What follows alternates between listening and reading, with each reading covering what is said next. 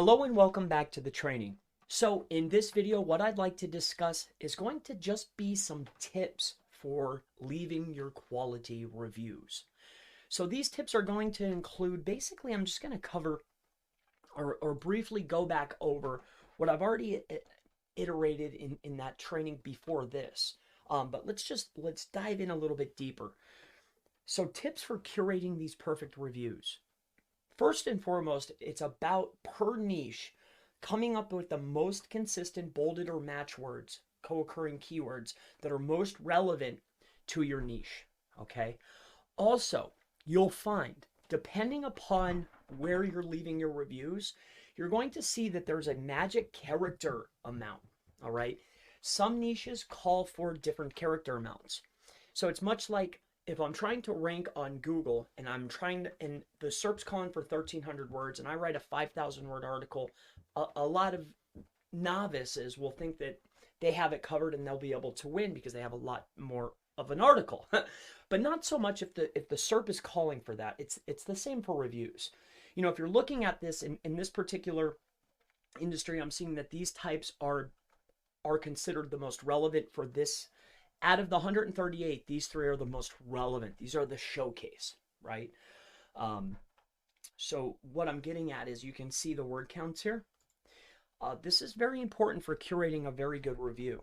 When we come into here, you're probably going to see a repeating pattern. To have the most relevant, they're usually short and concise, and they're containing at least one of those co-occurring keywords or match words, the bold words. I like to get 1 to 3, keep them short and concise. So that's one element, is those co-occurring keywords. 2, to get and curate the best review, it needs to be whatever that SERP is calling for. Like if you're looking at those guys, like what type of word count, what kind of character count is it? Is it paragraphs? Is it short little bursts? It's usually short little bursts. The next thing that I noticed that you want to consistently have is what you're known for, right? Now, this doesn't play in trying to get it into the reputation, but for an overall campaign.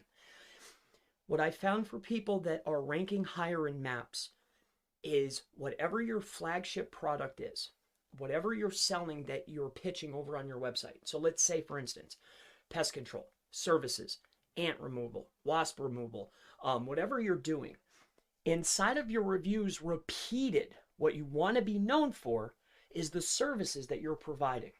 What I mean by this is when you're coming inside of here and going to the sort, looking at the most relevant. Let's go back out here to, and you're going to see that there's 2 separate types here. So let me just come into here. I'll show you something, guys.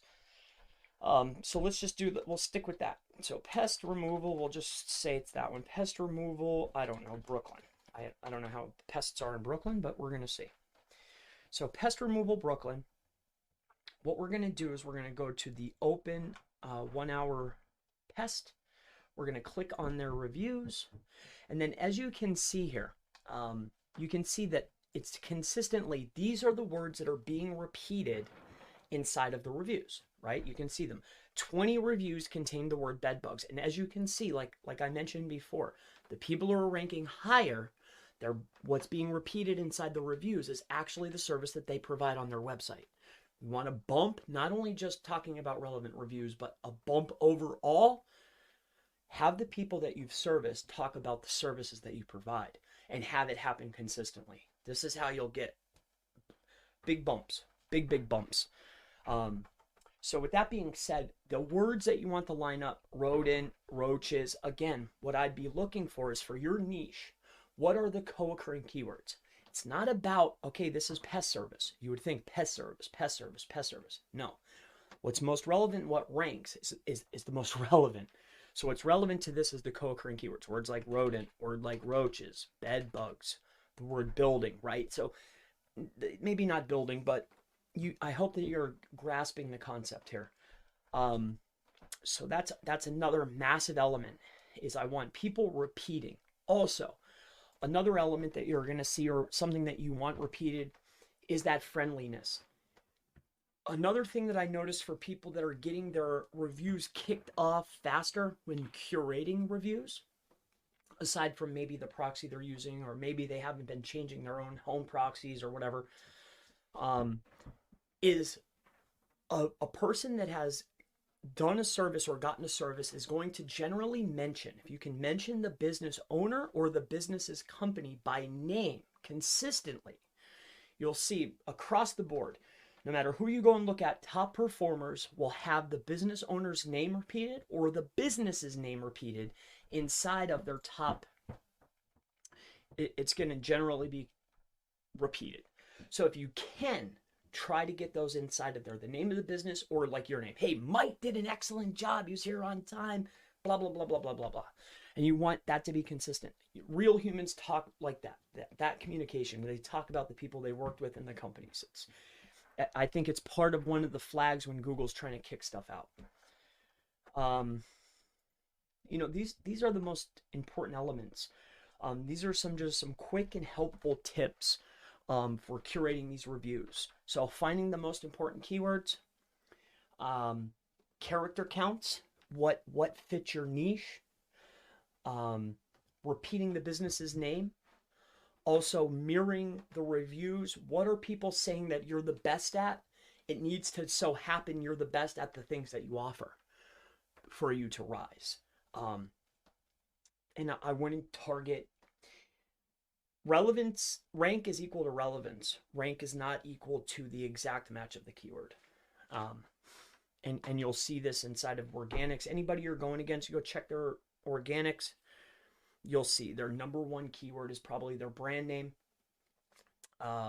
Very, very important. So with that being said, that's going to wrap up some helpful tips that I'd really like to go ahead and touch on.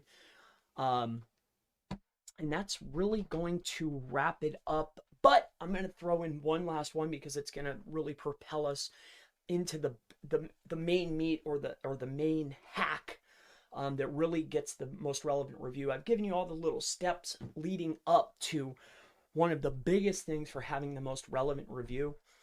And I shared this just before, is reviews that contain images. A lot of times when you're doing, even if you're using like a tool like this, a horrendous tool such as this one, I even forget the name of it, but say you're using a barely working tool such as this and you're doing a basic audit, what you're going to find is not a lot of businesses are adding images to the reviews.